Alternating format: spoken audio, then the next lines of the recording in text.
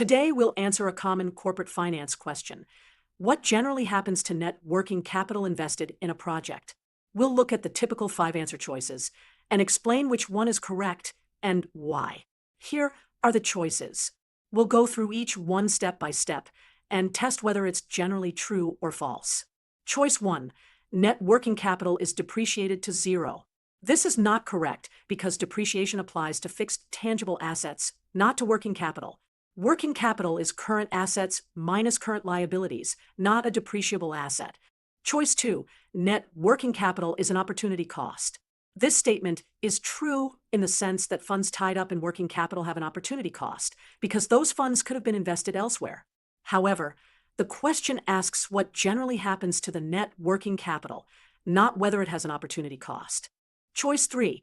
Net working capital is a sunk cost. This is incorrect.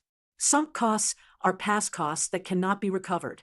By contrast, net working capital is usually recoverable when the project ends, so it is not a sunk cost. Choice 4. Net working capital is recouped in the first year. That is generally not true. Working capital tends to remain tied up as long as the project runs, and it is typically recovered when the project winds down, not necessarily in the first year.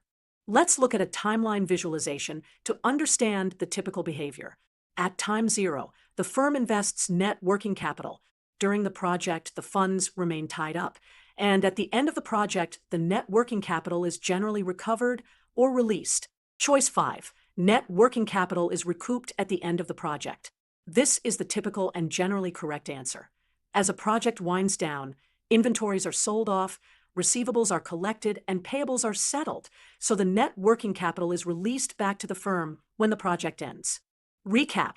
The correct general statement is that net working capital is recouped at the end of the project.